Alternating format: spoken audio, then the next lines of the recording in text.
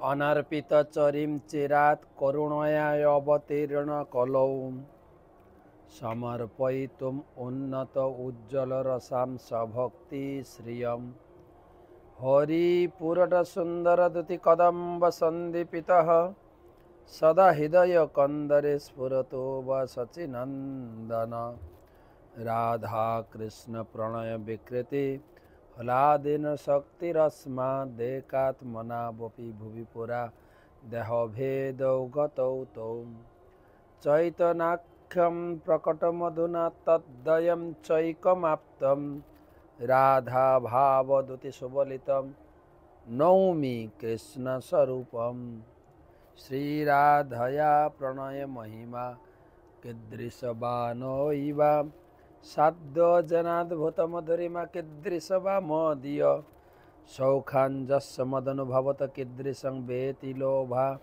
तद्भावाढ्य समजनि सच्चिगर्भसिन्धौ हरिन्दु वन्दे अहं श्रीगुरो श्रीयुतपदकमलं श्रीगुरून् वैष्णवांश्च श्रीरूपं साग्रजातं सहगण रघुनाथान्वितं तं सजीवं साद्वैतं सावधूतं परिजनसहितं कृष्णचैतन्यदेवं श्रीराधाकृष्णपादान् सहगण ललिता श्रीविशाखान्वितांश्च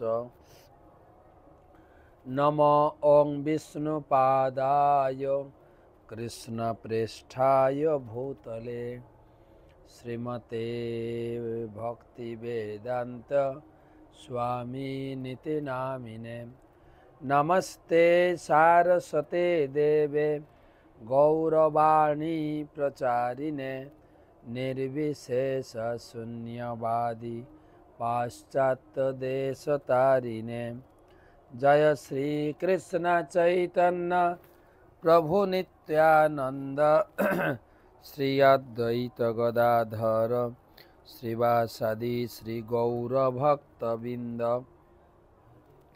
हरे कृष्ण कृष्ण कृष्ण हरे हरे हरे राम राम राम हरे हरे।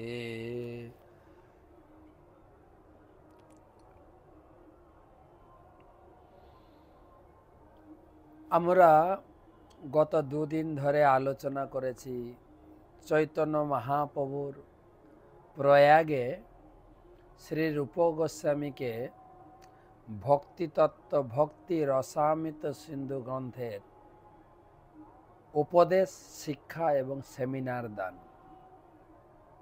সেই উপলক্ষে আমরা 140 পর্যন্ত না 144 পর্যন্ত শ্লোক পড়েছি।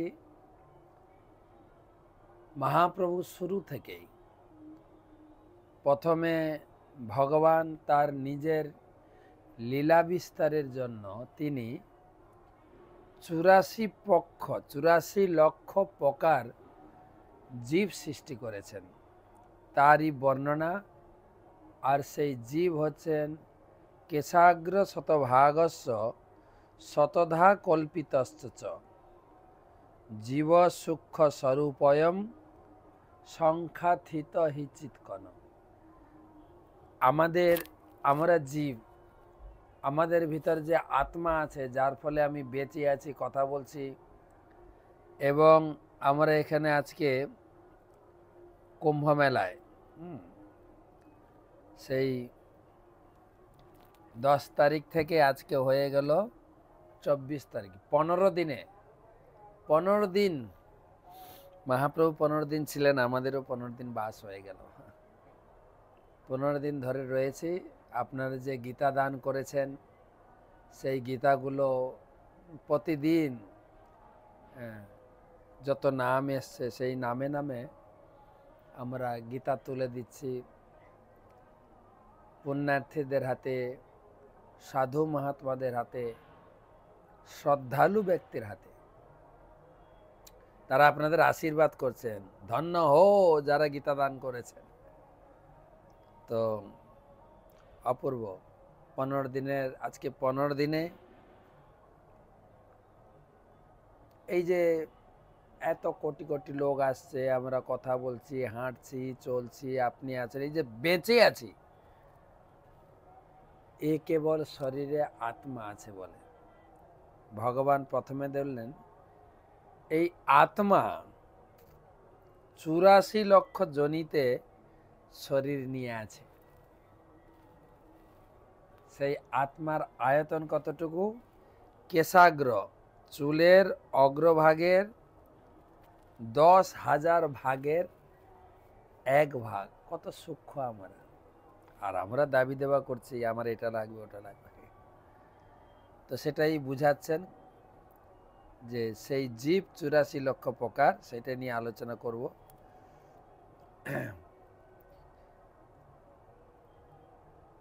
বা এর আগে তাৎপর্যে আপনারা পেয়েছেন, এই শ্লোকটাও মুখস্থ করতে পারেন। জলজা নবলক্ষানি, জলজার পরে স্থাবরা লক্ষ বিংশতি, ক্রময় রুদ্র সংখ্যাকা,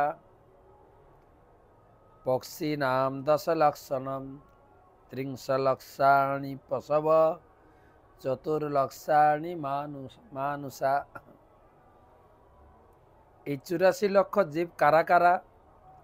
9 লক্ষ জলজ প্রাণী, জলে কত কীট পতঙ্গ, মাছ, জলজ উদ্ভিদ রয়েছে। উদ্ভিদের সংখ্যা অবশ্য আলাদা। জলজ নবলক্ষানি, স্থাবরা লক্ষ বিংশতি, ক্রময় রুদ্র সংখ্যাকা, রুদ্র মানে 11 লক্ষ, পক্ষিনাম 10 লক্ষণম, লক্ষকম, 30 লক্ষাণি পশব, 4 লক্ষাণি মানুষ। তো এটা বর্ণনা করার পরে ভগবান বর্ণনা করবেন এ সমস্তর ভিতরে মানুষ শ্রেষ্ঠ। মানুষ কত? 4 লক্ষ প্রকার, ব্রহ্মা থেকে শুরু করে দেবতা, দেবতা তো ইন্দ্র, চন্দ্র, বরুণ, তারাও মানুষের ক্যাটাগরিতে, আমাদের থেকে উন্নত, কিন্তু এই 4 লক্ষের মধ্যে রয়েছে। তারপরে আপনার গন্ধর্ব, কিন্নর, এই সমস্ত কিন্তু 4 লক্ষ। তারপরে আমাদের দেশে আমরা ইন্ডিয়ানরা একরকম, বাঙালিরা একরকম, সাউথ ইন্ডিয়ান একরকম, তারপরে Mongolia, Chinese, American, European, Australian, Russian, সব আলাদা আলাদা। এই করে করে 4 লক্ষ প্রকার মানুষের ভিতরে আবার কারা শ্রেষ্ঠ, এটা মহাপ্রভু বিশ্লেষণ করবেন।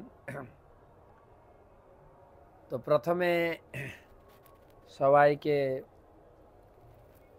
সুস্বাগতম জানাই। আমি বসে আছি মহাকুম্ভের সঙ্গম তীরে, আমাদের ক্যাম্প হয়েছে, সেখান থেকে আপনাদের জানাই মহাকুম্ভের কৃষ্ণ প্রীতি শুভেচ্ছা। গুরুপাদ পদ্মে প্রণাম নিবেদন করে তার আশীর্বাদ প্রার্থনা করি। নম ওং বিষ্ণু পাদায় কৃষ্ণ পৃষ্ঠায় ভূতলে শ্রীমতে জয় পতাকা স্বামী নীতি নামিনে। নম আচার্য পাদায় নিতাই কৃপা প্রদায়িনে। গৌরকথা ধামদায় নগর গ্রাম তারিণে।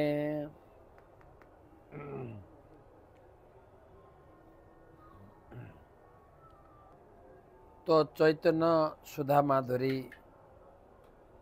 শুরু করার আগে আজকে এই পবিত্র একাদশী, শর্তিলা একাদশী, মাঘ মাসের কৃষ্ণপক্ষের শর্তিলা একাদশীর মাহাত্ম্য ভবিষ্যত্তর পুরাণে বর্ণিত হবে। একাদশী থেকে একাদশী, আমাদের একাদশীতে এসেছিলাম, আজকে একাদশী মানে 16 দিন। আগের একাদশী ছিল পুত্রদা, এটা শর্তিলা, দুটো একাদশী, আরেকটা একাদশী হয়ে যাবে মনে হয়। হ্যাঁ, বাহ।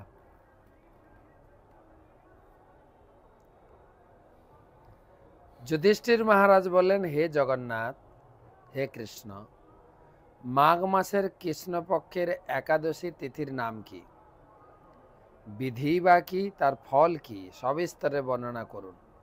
তদুত্তরে ভগবান বলেন, হে রাজন, এই একাদশী শর্তিলা নামে জগৎ বিদিত। এক সময় দালভ ঋষি মণিশ্রেষ্ঠ পুলস্তকে জিজ্ঞাসা করলেন, মর্তলোকে মানুষেরা ব্রহ্মহত্যা, গোহত্যা, অন্যের সম্পদ হরণ আদি পাপ কর্ম দ্বারা নরকে গমন করে, যাতে তারা নরক গতি থেকে রক্ষা পায়, তা যথাযথভাবে আমাকে উপদেশ করুন। অনায়াসে সাধন করা যায় এমন কোনো কাজের মাধ্যমে যদি তাদের এই পাপ থেকে উদ্ধারের কোনো উপায় থাকে তা আমাকে বলুন। ঋষি পুলস্ত বললেন, হে মহাভাগ, তুমি একটি গোপনীয় উত্তম বিষয়ে প্রশ্ন করেছ। মাঘ মাসে শুচি, জিতেন্দ্রিয়, কাম, ক্রোধ আদি শূন্য হয়ে স্নানের পর সর্বদেবেশ্বর শ্রীকৃষ্ণের পূজা করবে। পূজাতে কোনো বিঘ্ন ঘটলে কৃষ্ণ নাম স্মরণ করবে। রাত্রিতে অর্চনান্তে হোম করবে।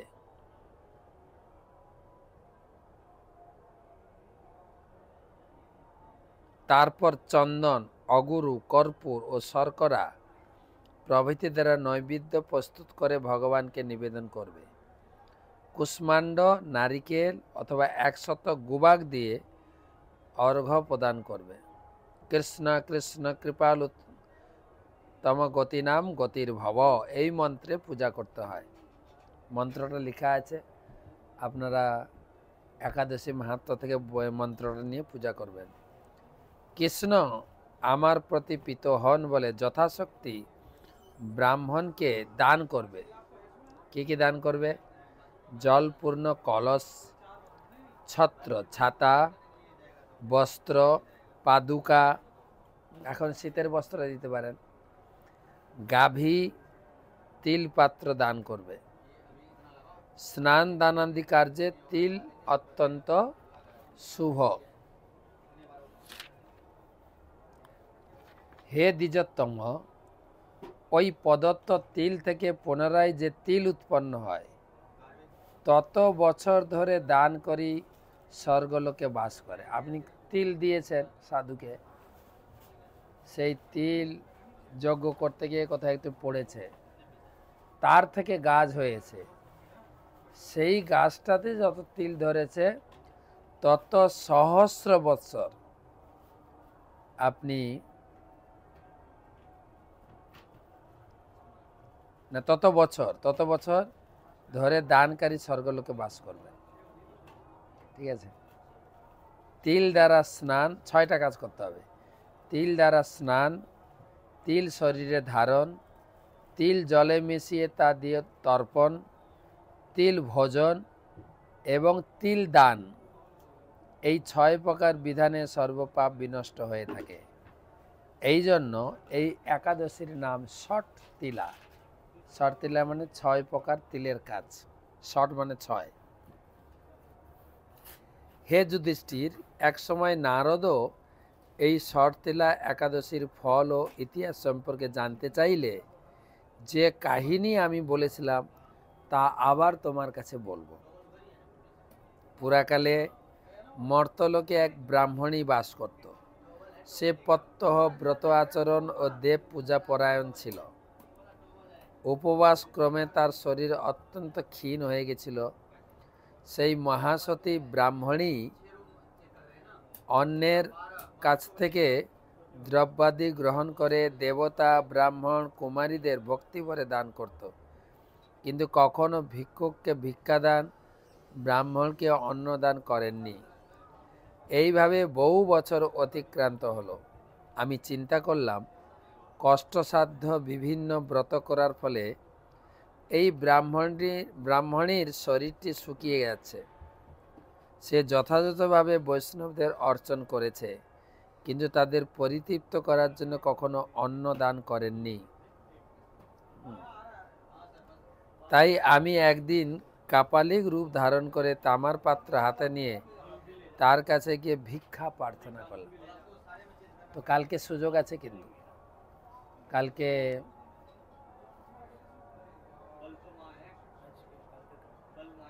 কালকে সুযোগ আছে।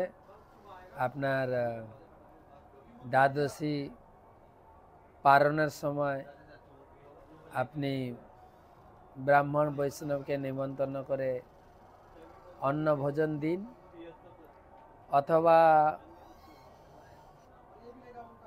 কোথাও অন্য ক্ষেত্রে, যেরকম আমরা এখানে আছি কুম্ভ মেলাতে, এখানে সারাদিন প্রসাদ বিতরণ হচ্ছে, বিতরণে লেগে যান, তাহলে আপনার তো ওই রান্না করা প্রসাদও দান হয়ে গেল। তো আমি, ভগবান বলছেন, আমি তামার পাত্র নিয়ে, ভিক্ষার পাত্র নিয়ে ভিক্ষা করলাম। ব্রাহ্মণী বলে, হে ব্রাহ্মণ, তুমি কোথা থেকে এসেছো, কোথায় যাবে তা আমাকে বলো। আমি বললাম, হে সুন্দরী, আমাকে ভিক্ষা দাও। তখন সে ক্ষুব্ধ হয়ে আমার পাত্রে একটি মাটির ঢেলা নিক্ষেপ করলো। তারপর আমি সেখান থেকে চলে গেলাম। বহুকাল পরে সেই ব্রাহ্মণী ব্রতভাবে সশরীরে স্বর্গলোকে গমন করলো। মাটির ঢেলা দিল, তাতেও স্বর্গে চলে গেল। মাটির ঢেলা দানের ফলে একটি মনোরম গৃহ সে প্রাপ্ত হলো। কিন্তু হে নারদ, সেখানে কোনো ধান চাল কিছুই ছিল না। গৃহশূন্য দেখে মহাক্রোধে সে আমার কাছে এসে বলল, আমি ব্রত, কৃচ্ছ্র সাধন, উপবাসের মাধ্যমে নারায়ণের আরাধনা করেছি। এখন হে জনার্দন, আমার গৃহে কিছুই দেখছি না কেন? হে নারদ, তখন আমি তাকে বললাম, তুমি নিজ গৃহে দরজা বন্ধ করে বসে থাকো। মর্তলোকের মানবী শরীরের স্বর্গে এসেছ শুনে দেবতাদের পত্নীরা তোমাকে দেখতে আসবে, কিন্তু তুমি দরজা খুলবে না। তুমি তাদের কাছে শর্তিলা ব্রতের পুণ্য ফল প্রার্থনা করবে। যদি তারা সেই ফল প্রদানে রাজি হয়, তবেই দরজা খুলবে। এরপর দেবপত্নীরা সেখানে এসে তার দর্শন প্রার্থনা করল। শর্তিলা ব্রতের ফল পেলেই কেবল সেই মানবী দর্শন দেবেন জেনে তাদের মধ্যে এক দেবপত্নী তার শর্তিলা ব্রতজনিত পুণ্য ফল তাকে প্রদান করল। তখন সেই ব্রাহ্মণী দিব্য কান্তি বিশিষ্টা হল এবং তার গৃহে ধনধান্যে ভরে গেল। তার উদ্ঘাটনে করলে দেবপত্নী তাকে দর্শন করে বিস্মিত হলেন। হে নারদ, অতিরিক্ত বিষয় বাসনা করা উচিত নয়। বৃত্ত স্বার্থ কর্তব্য। নিজ সাধ্যমতো তিল, বস্ত্র, অন্নদান করবে। শর্তিলা ব্রতের প্রভাবে দারিদ্রতা, শারীরিক কষ্ট, দুর্ভাগ্য প্রভৃতি বিনষ্ট হয়। এই বিধি অনুসারে তিল দান করলে মানুষ অনায়াসে সমস্ত পাপ থেকে মুক্ত হয়।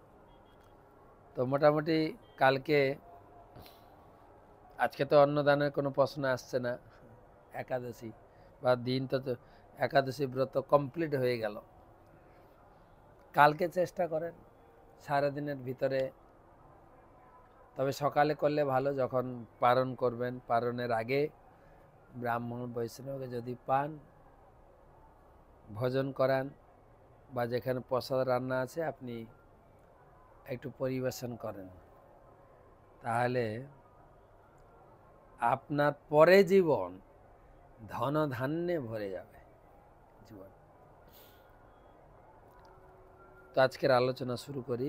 জয় জয় শ্রী চৈতন্য, জয় নিত্যানন্দ, জয় দ্বৈত চন্দ্র, জয় গৌরভক্তবৃন্দ।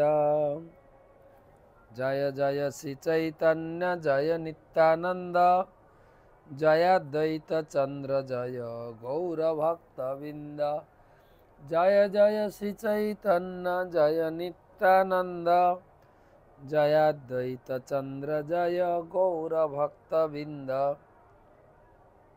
তো কালকে যেখানে আলোচনা রেখেছিলাম সেখান থেকে শুরু হচ্ছে 144 থেকে। এর আগে মহাপ্রভু আলোচনা করেছেন 84 লক্ষ প্রকার জীব, জলজা নবলক্ষাণী স্থাবরা লক্ষ বিংশতি। জলচর জীব আছে নবলক্ষ এবং স্থাবর হচ্ছে বিংশতি। কৃমেয় রুদ্র সংখ্যক, কৃমি 11 সংখ্যক, পক্ষিনাম 10 লক্ষণম, পাখি হচ্ছে 10 লক্ষ, 30 লক্ষণী পশব, পশু হচ্ছে 30 লক্ষ, চতুর্লক্ষানি মানুষা, 4 লক্ষ হচ্ছে মানুষ। সেই 4 লক্ষ মানুষের মধ্যে আলোচনা শুরু হলো 144 শ্রী চৈতন্য চরিতামৃত মহাকাব্য মধ্যলীলা 49 পরিচ্ছেদের 144তম শ্লোক 144। তার মধ্যে স্থাবর জঙ্গম দুই ভেদ, জঙ্গমে তির্যক জল স্থলচর বিভেদ। এই যে 4 লক্ষ প্রকার মানুষ বা 44 কি বলা যায়, 84 লক্ষ প্রকার যে জীব, তার ভিতরে কিছু স্থাবর আবার কিছু জঙ্গম। স্থাবর মানে যা চলতে পারে না, যেরকম গাছপালা, আর জঙ্গম মানে যারা চলাফেরা করে, কীট পতঙ্গ, পশু পাখি, মানুষ। হ্যাঁ, আর তির্যক জলতর স্থলতর বিভেদ। আর এই যে তির্যক, তির্যক মানে খেচর, আকাশে উড়ে যারা, 3টে ভাগ। ঠিক আছে, 3টে ভাগ না, আসলে 2টো ভাগ, স্থাবর জঙ্গম। জঙ্গমের 2টো ভাগ, যারা চলে জঙ্গম, কিছু কিছু জঙ্গমের 3টা ভাগ বলা যায়, জলচর, স্থলচর, খেচর। স্থাবর জঙ্গম ভালো করে বুঝুন, স্থাবরের বাদ দিন, জঙ্গমের 3টি ভাগ প্রভুপাদ তাৎপর্যে লিখেছে। জীব কিভাবে বিভিন্ন অবস্থায় জীবন ধারণ করে সেই সম্বন্ধে চৈতন্য মহাপ্রভু স্পষ্টভাবে নির্দেশ দিয়েছেন। বৃক্ষ, লতা, পাথর ইত্যাদি যা এক জায়গায় দাঁড়িয়ে থাকে, তারা স্বেচ্ছায় চলাফেরা করতে পারে না। যদি আপনি এক জায়গায় রোপণ করে আরেক জায়গায় গিয়ে লাগান, তবে স্থানান্তর হতে পারে। এখন ইউটিউবে দেখলাম একটা নতুন মেশিন বেরিয়েছে, একদম চারা লাগিয়েছেন, বাটি টাইপের, তুলে মাটি সহ, চারার কোনো ক্ষতি হবে না, আরেকটা জায়গায় মাটি সহ বসিয়ে দেবে। আবার সিঙ্গাপুর, মিডল ইস্ট, এগুলোতে দেখি বড় বড় গাছ, খেজুর গাছ, ওরা একদম বড় গাছ তুলে নিয়ে ক্রেনে করে, ক্রেনে তুলছে মাটি সহ, অন্য জায়গায় লাগে। যদি আপনি সরাতে পারেন এক জায়গার গাছ আরেক জায়গায়, দেশ বিদেশে ফুলের চারা আমরা বাজার থেকে কিনে এনে ছাদে, বারান্দায়, টপে লাগাই, সেটা আলাদা ব্যাপার। সাধারণত তারা চলতে পারে না, এক জায়গায় দাঁড়িয়ে থাকে, কিন্তু তাদের চেতনা রয়েছে, তারাও জীব। বৃক্ষ, লতা, প্রস্তর, শরীরও জীবাত্মা রয়েছে, তারা সকলেই জীব। জঙ্গম বা চলাফেরা করতে পারে যে সমস্ত জীব, তাদের কেউ জলচর, কেউ স্থলচর, কেউ খেচর। যেরকম পুতনাকে বলা হতো খেচরি, স্ত্রীলিঙ্গে, আকাশে উঠতে পারত।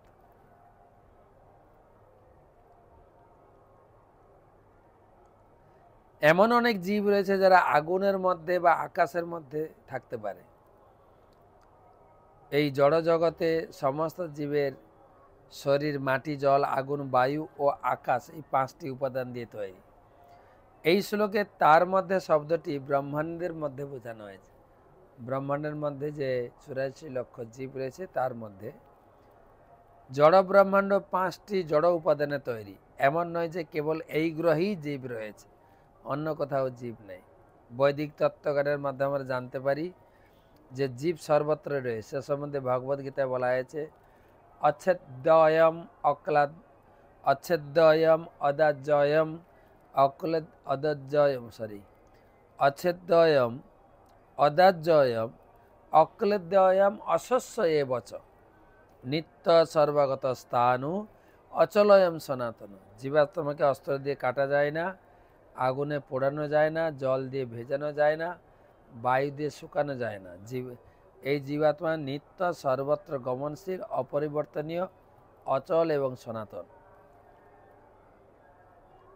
জড় উপাদানগুলির সঙ্গে জীবাত্মার কোনো সম্পর্ক নাই। যে কোনো জড় বস্তু অস্ত্র দিয়ে কাটা যায়, বিশেষ করে মাটি, কিন্তু জীবাত্মাকে অস্ত্র দিয়ে কাটা যায় না, অথবা আগুনে পোড়ানো যায় না। তাই সে আগুনের মধ্যেও থাকতে পারে। বৈদিক সিদ্ধান্ত অনুসারে সূর্য গ্রহে জীব রয়েছে। বৈদিক শাস্ত্র সিদ্ধান্ত অনুসারে জীব সর্বত্র থাকতে পারে, জলে, স্থলে, বায়ুতে এবং আগুনে। যে অবস্থাতেই জীব থাকুক না কেন, সে অবস্থাতেই অপরিবর্তনীয় স্থানু। সে চৈতন্য মহাপ্রভুর উক্তি এবং ভগবদ্গীতার বর্ণনা থেকে আমরা স্থির করতে পারি যে এই ব্রহ্মাণ্ডের সর্বত্রই জীব রয়েছে। বৃক্ষ, লতা, জলচর, পক্ষী, মানুষ ইত্যাদি দেহ ধারণ করে জীব সর্বত্র রয়েছে। তাহলে বোঝা গেল 84 লক্ষ জীব দুটো ভাগ, জলচর, স্থাবর আর জঙ্গম। জঙ্গমের 3টে ভাগ, জলচর, স্থলচর, খেচর। জঙ্গম, এই জঙ্গমের তার মধ্যে মনুষ্য জাতি অতি অল্পতর, তার মধ্যে ম্লেচ্ছ, পুলিন্দ, বৌদ্ধ, শবর। এই জঙ্গমের ভিতরে মনুষ্য তো কত, আমরা পড়লাম না 4 লক্ষ। এই 4 লক্ষ মনুষ্যের মধ্যে কিছু ম্লেচ্ছ, জবন, পুলিন্দ, তারাও নিতু জাতি, বৌদ্ধরা, মহাপ্রভু বলেছেন বৌদ্ধরা এক প্রকার নিচু, আর শবর রয়েছে।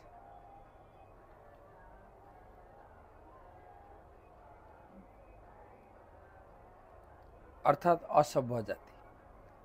বেদনিষ্ঠ মধ্যে অর্ধেক বেদ মুখে মানে, বেদ নিষিদ্ধ পাপ করে, ধর্ম নাহি গণে। এবারে কিছু সভ্য মানুষ আছে, দেখেন 84 লক্ষের ভিতরে এগুলো বাদ যাচ্ছে, ম্লেচ্ছ, পুলিন্দ, বৌদ্ধ, শবর। আর কিছু কি বলা যায়, কিছু সংস্কার জাতি রয়েছে, সভ্য মানুষ যারা, তার ভিতরে কিছু লোক বেদ পড়ে, কিন্তু সে বেদ পড়া লোকের মধ্যে মুখে বেদ মানে, বেদেই বলা হয়েছে, বেদ নিজে পালন করে না। অর্ধেক বেদ, যারা বেদ পড়ে তাদের ভিতরে অর্ধেক লোক বেদের নির্দেশ মানে না, শুধু মুখে আওড়ায়। কি করে? বেদ নিষিদ্ধ পাপ করে, ধর্ম নাহি গণে। তারা বেদে যা বলা হয়েছে সে নিষিদ্ধগুলো করে, কিন্তু ধর্ম আচরণ করে না। বেদ শব্দের অর্থ হচ্ছে জ্ঞান, পরমেশ্বর ভগবানকে জানা এবং তার সঙ্গে আমাদের সম্পর্কের কথা অবগত হয়ে সেই সম্পর্ক অনুসারে আচরণ করাই প্রকৃত জ্ঞান। বেদের নির্দেশ অনুসারে আচরণ করার নামই ধর্ম। ধর্ম শব্দটির অর্থ হচ্ছে পরমেশ্বর ভগবানের নির্দেশ পালন করা। বৈদিক শাস্ত্রে বৈদিক নির্দেশ পরমেশ্বর ভগবানের নির্দেশ। আর্য হচ্ছেন তারা যারা অনাদিকাল ধরে বৈদিক নির্দেশ অনুসরণ করে আসছেন। জীব যাতে ভগবানকে জানতে পারে, সেই জ্ঞান প্রদানকারী বেদের সূচনা যে কবে হয়েছিল তা জড় বুদ্ধি দিয়ে বিচার করতে পারে না। যে বেদ, যে শাস্ত্র বা জ্ঞান পরমেশ্বর ভগবানকে অনুসন্ধান করে তাকেই সদ্ধর্ম বলে স্বীকার করা যায়। কিন্তু স্থান, মানুষের বোঝার ক্ষমতা, অনুসরণ ক্ষমতা ভিন্ন ভিন্ন অনুসারে হয়েছে। শ্রীমদ্ ভাগবতে 1-2-6 শ্লোকে সর্বোত্তম ধর্মের বর্ণনা করা হয়েছে। সবাই পুংসাম পরধর্ম যত ভক্তি অধোক্ষজে। সর্বশ্রেষ্ঠ ধর্ম হচ্ছে যার দ্বারা পরমেশ্বর ভগবানের নাম, রূপ, লীলা, ধাম আদি সম্বন্ধে অবগত হয়ে পূর্ণরূপে ভগবানের অস্তিত্ব উপলব্ধি করা। সেই পূর্ণ উপলব্ধি প্রদানই বৈদিক জ্ঞানের পূর্ণতা। বৈদিক জ্ঞান সুসংবদ্ধভাবে ভগবানের বৈশিষ্ট্য প্রকাশ করে। সে সম্বন্ধে গীতায় বলা হয়েছে 15 শ্লোকে, বেদৈশ্চ সর্ব অহমেব বেদ্য। সমস্ত বৈদিক জ্ঞানের উদ্দেশ্য হচ্ছে ভগবানকে জানা। যারা যথাযথভাবে বৈদিক জ্ঞানের পন্থা অনুসরণ করে ভগবানের অনুসন্ধান করছেন, তারা কখনই ভগবানের আইন অমান্য করে পাপ কর্ম করতে পারে না। কিন্তু কলিযুগে মানুষ যদি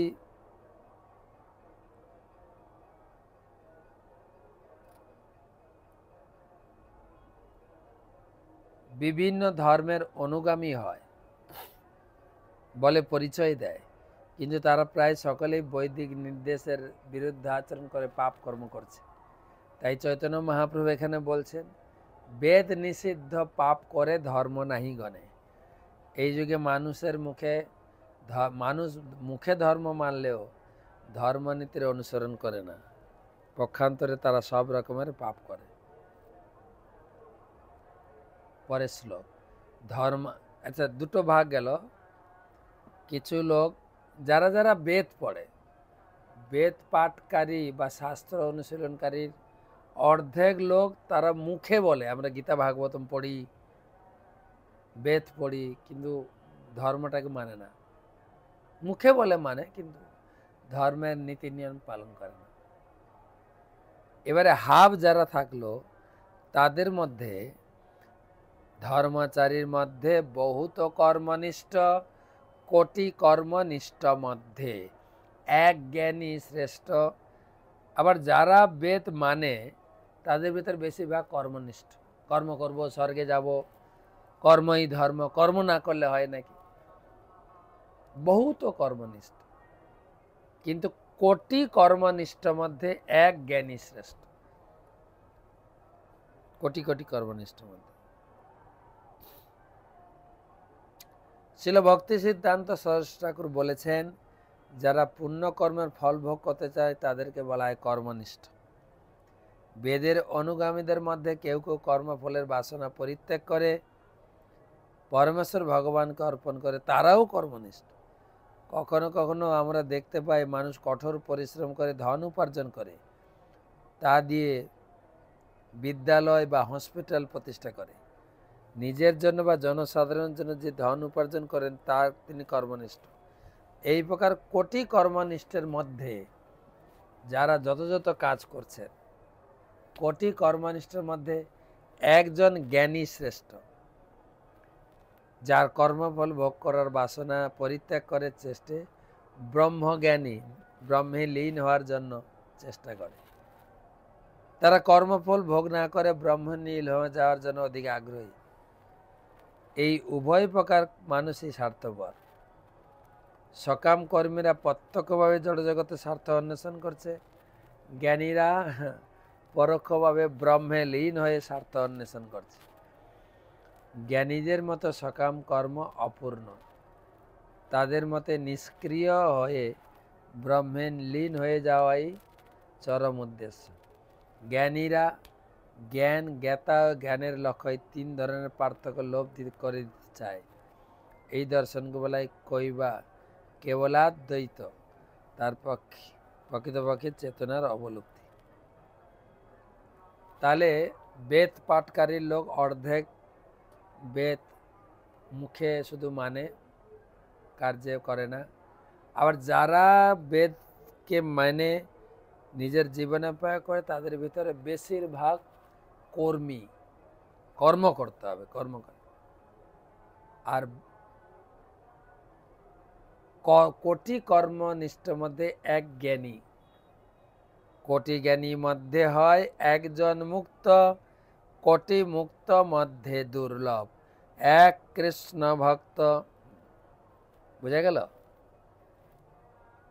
৪৪ লক্ষ জনি জীব, তার ভিতরে ৪ লক্ষ মানুষ, ৪ লক্ষ মানুষের ভিতরে কিছু গেল শবর, বৌদ্ধ, পুলিন্দ বাদ গেল। তারপরে যা বাঁচলো তার ভিতরে যারা বেদ পড়ে তাদের নিয়ে আলোচনা শুরু করলেন মহাপ্রভু। অর্ধেক বেদ মুখে মানে আর জীবনে প্রয়োগ করে না। যারা মুখে মানে তাদের ভিতরে বেশিরভাগ কর্মনিষ্ঠ।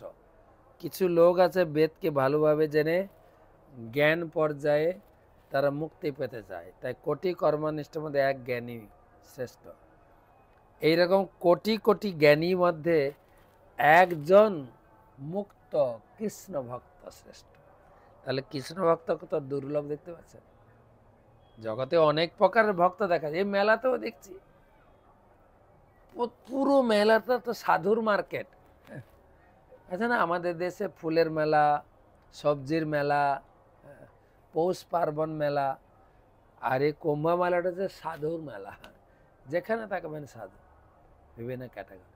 কেউ যজ্ঞ করছে, কেউ বেদ পাঠ করছে, কেউ চুরুস বা গেঁজা টানছে, কিন্তু শুদ্ধ কৃষ্ণ ভক্ত দুর্লভ।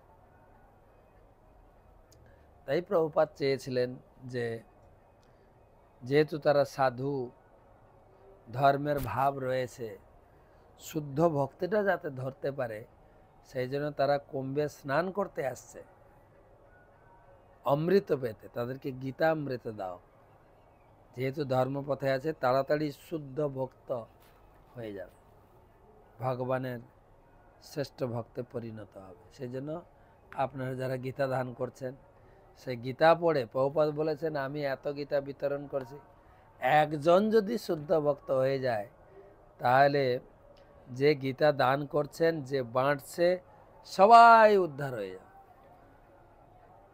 সবাই। কিন্তু দুর্লভ এরকম। শ্রীমদ্ ভাগবতে বলা হয়েছে যে যথার্থ জ্ঞানের অভাবে জ্ঞানীরা যথার্থ মুক্তি লাভ করতে পারে না। তারা কেবল মনে করে যে তারা মুক্ত হয়ে গেছে। পরমেশ্বর ভগবানকে জানাই জ্ঞানের পূর্ণতা। ব্রহ্মেতি পরমাত্মিতি ভগবান ইতি শব্দতে। পরম সত্য বস্তু ব্রহ্মা, পরমাত্মা, ভগবান তিন রূপে বর্ণিত হয়। ব্রহ্মজ্ঞান এবং পরমাত্মা জ্ঞান ভগবানকে জানা স্তরে উন্নীত না হওয়া পর্যন্ত অপূর্ণ। তাই এই শ্লোকে স্পষ্টভাবে বলা আছে কোটি মুক্ত মধ্যে দুর্লভ এক কৃষ্ণ ভক্ত। যারা নির্বিশেষ ব্রহ্ম অথবা সর্বভূতে বিরাজমান পরমাত্মার তত্ত্ব অনুসন্ধান করছেন, তারা অবশ্যই মুক্ত বলে স্বীকৃত। কিন্তু প্রকৃত জ্ঞানের অভাবে শ্রীমদ্ ভাগবতে তাদের বিমুক্ত মানিন্য বলে বর্ণনা করা হয়। যেহেতু তাদের ধারণাও অপূর্ণ, পরমেশ্বর ভগবানকে জানার মাধ্যমেই পূর্ণ জ্ঞান লাভ করা সম্ভব। ভগবদ্গীতায় ৫ম অধ্যায় ২৯ শ্লোকে ভক্তারাম জগত তপসাম সর্বলোক মহেশ্বরম শ্রহিদা সর্বভূতানাম জ্ঞাত্যা মাম শান্তিমিচ্ছতি। ঋষিগণ আমাকে সমস্ত যোগ্য তপস্যার ভোক্তা এবং সমগ্র জগতের পরম ঈশ্বর এবং সমস্ত জীবের পরম সুহৃদ জেনে যথার্থ শান্তি লাভ করেন।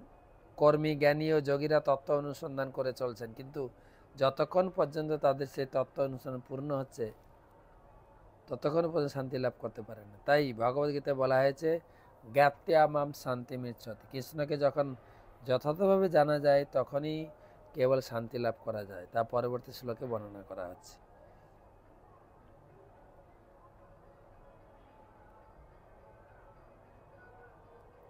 কৃষ্ণ ভক্ত নিষ্কাম অতএব শান্ত, ভক্তি মুক্তি সিদ্ধিকামী সকলই অশান্ত। কৃষ্ণ ভক্তি হলে শান্তি লাভ করতে। তো মাত্র এই পর্যন্ত ১৪৯ পর্যন্ত পড়লাম। তো এরপর থেকে কালকে দেখা যাক। কালকে তো রবিবার, টক শো করা সম্ভব হয় দেখি, চেষ্টা করি, না হলে কিন্তু চৈতন্য চরিতামৃত পাঠ করব। কয়েকটা প্রশ্ন রয়েছে, সেই সঙ্গে গীতাদানের স্কোর, আজকে একাদশী তিথিতে অনেক গীতা এসছে, পুরো লিস্ট পড়তে পারবো না, যতদূর দেখি। অমরচন্দ্র দাস কলকাতা থেকে 1টি গীতা, অসিত দুয়ারি 8টি গীতা পাঞ্জাব থেকে, জ্যোতি গঙ্গাধর দেবাদিগা 4টি, গীতা ব্রুসবেন্দ্রা 4টি, সবিতা রামকৃষ্ণ 2টি, সুশীলা MN 4টি।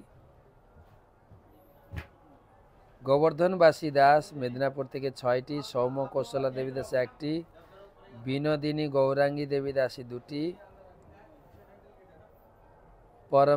পরমেষ্টি কেশব দাস আসাম থেকে 4টি, প্রীতিময় তুঙ্গবিদ্যা দেবী দাসী ওমান থেকে 31টি গীতা, দীপাঞ্জন দত্ত 2টি, বর্ধমান থেকে অঞ্জলি সাউ মেদিনীপুর থেকে 4টি, শুভজিৎ জানা 17টি গীতা মেদিনীপুর থেকে, মৌলিক যোশী 36টি গীতা ওমান থেকে, ইন্দ্রজিৎ মোহন দাস 148টি গীতা কোয়েত থেকে, নমিতা গিরি 5টি গীতা মেদিনীপুর থেকে, সুশীল মাধব দাস 2টি গীতা, শুভমিতা সাউ 2টি গীতা, রেশমি গৃহ 2টি গীতা।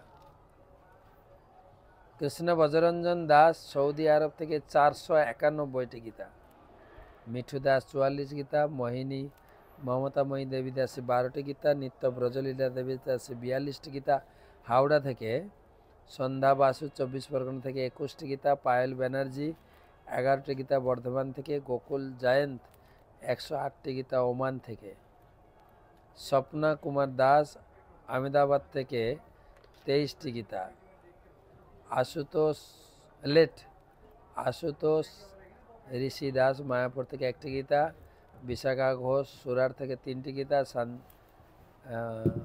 পীযূষ কর্মকার কানাডা থেকে 24টি গীতা, অরুণ কুমার চট্টরাজ কলকাতা থেকে 1টি গীতা, উজ্জ্বল প্রেম ভক্তি দেবী দাসী 2টো গীতা পাঞ্জাব থেকে, লালমোহন মাইতি 2টি গীতা, অনিক পারিক 10টি গীতা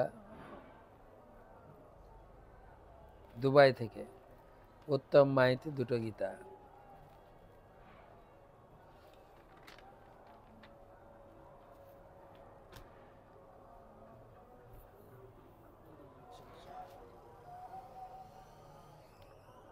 পল্টু রঞ্জন সাহা কলকাতা থেকে, তার জন্মদিন উপলক্ষে 2টি গীতা। তো যাদের আজকে নাম পড়লাম, আপনাদের এবং আপনাদের পরিবারের মঙ্গল কামনায় এই কুম্ভের সঙ্গম থেকে আপনাদের জন্য ভগবান কৃষ্ণের চরণে মঙ্গল প্রার্থনা করি। হরে কৃষ্ণ কৃষ্ণ কৃষ্ণ হরে হরে, হরে রাম রাম রাম। একটা অনুরোধ রাখি, আপনাদের আত্মীয় স্বজন বন্ধু বান্ধব পাড়া প্রতিবেশী সবার কাছে এই সুযোগ পৌঁছে দিন। 144 বছর পরে এই কুম্ভ মেলা, তারাও গীতা দান করে এই কুম্ভ মেলার সেবার সুযোগ গ্রহণ করুক। হরে কৃষ্ণ। ঝটাপট 2টো প্রশ্ন নেব। প্রশ্ন করেছেন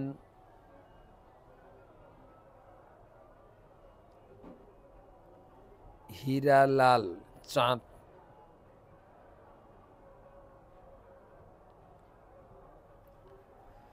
মহারাজ, দ্বাদশীর দিন, কালকে দ্বাদশীর দিন আর রবিবার পড়েছে, রবিবার দ্বাদশীর দিন এবং রবিবার কি তুলসী মহারানীকে জল দেওয়া যাবে না? আর আমি ভোরে মঙ্গলারতি করার পর কি তুলসী মহারানীকে জল দিতে পারি? এই 2টো প্রশ্নের উত্তর যদি কৃপা করে দেন ভালো। জল তো অবশ্যই দেবেন। আমি শুনি নাই, গুরুদেবের কাছে শুনেছি তুলসী চয়ন মানে তুলসী তোলা নিষেধ দ্বাদশীর দিন, কিন্তু জল তো আপনি প্রতিদিন দেবেন। জল দেওয়ার কোনো বিধি আমি শুনি নাই, প্রতিদিন জল দেবেন।